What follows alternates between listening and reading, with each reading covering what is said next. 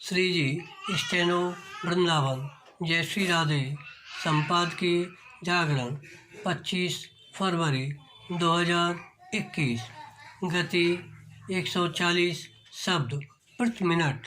कुल शब्द 431। क्षेत्र बाद की राजनीति। डिक्टेशन प्रारंभ।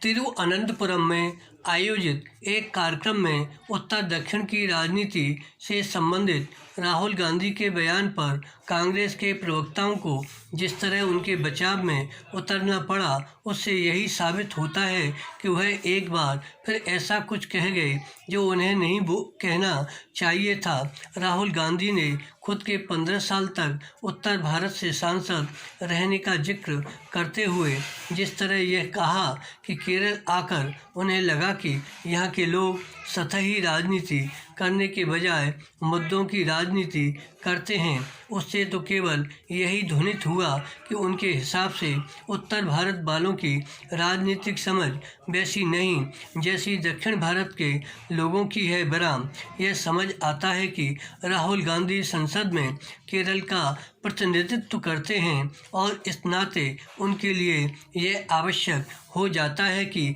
वह यहाँ के लोगों की तारीफ करें, लेकिन इसका यह मतलब नहीं कि देश के दूसरे हिस्से के लोगों को नीचा दिखाएं। जाने अनजाने उन्होंने ऐसा ही किया। बराम यह उनके साथ साथ कांग्रेस के लिए भी नुकसानदायक हो सकता है। इसका प्रमाण पार्टी नेताओं का उनके बचाव में उतरने के साथ उन्हें नसीहत देना भी है। पैरा कांग्रेस के वरिष्ठ नेता आनंद शर्मा ने राहुल गांधी का बचाव तो किया, लेकिन लगे हाथ यह भी कहा कि उन्होंने अपना नज़रिया किस संदर्भ में रखा यह उन्हें ही स्पष्ट करना चाहिए ताकि किसी तरह के भ्रम की गुंजाइश न रहे। बराम एक अन्य वरिष्ठ नेता कपिल सिब्बल ने भी यही कहा कि यह तो राहुल गांधी ही स्पष्ट कर सकते हैं कि उन्होंने अपनी बात किस सिलसिले में कही। इसके साथ ही उन्होंने यह भी जोड़ा कि मतदाता कहीं का भी हो, उसका सम्मान होना चाहिए।